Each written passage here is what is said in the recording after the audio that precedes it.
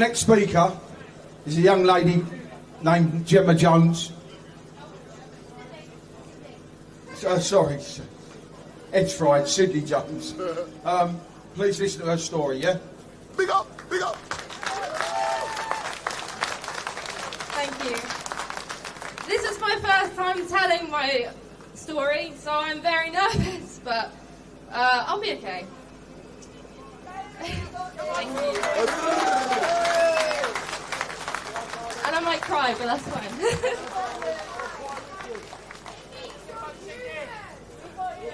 Thank you.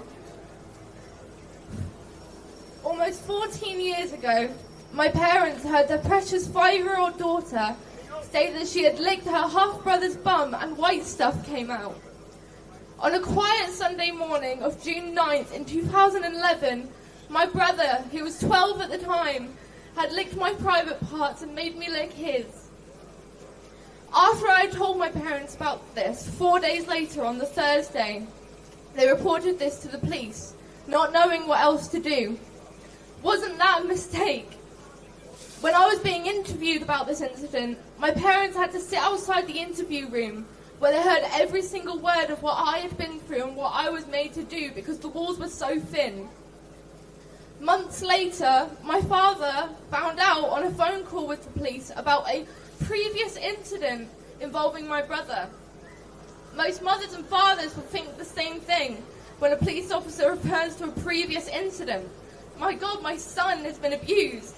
That was their concern, that was my parents' concern. But they were wrong. In November of 2006, my brother was at his 7-year-old friend's house, playing with his friend who was 7 and his 3-year-old toddler brother.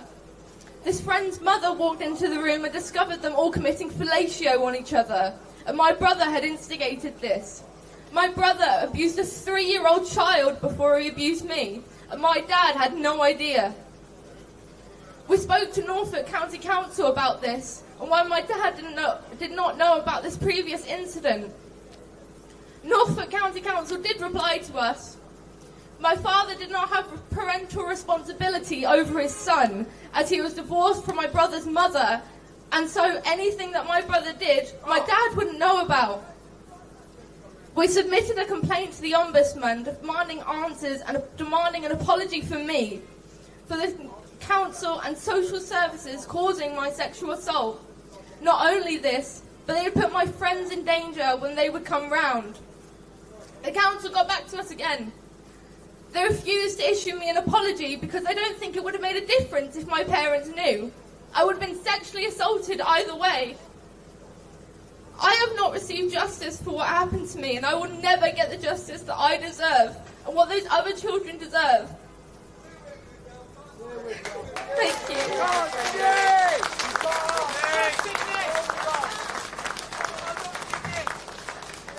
14 years later, it's time to hold the council accountable. I speak directly to Paul Coroner and Chris Heisman, the two people who refused to apologise to me. You are both an embarrassment. I have it in writing, black and white, that you don't think a 5-year-old girl deserves an apology because of your failures. Yes.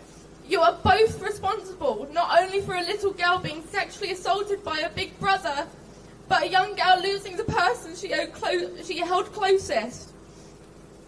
I haven't seen my brother since it happened. Growing up, I would hold his photograph and I would cry. I would ask my parents where he went. I even asked them whether he had died. I don't know how many single fathers are listening, but every single parent should know if their children are at risk. We always tell our children to be safe in the big wide world. Don't take candy from strangers. Don't go somewhere alone with a stranger, and always keep your wits about you.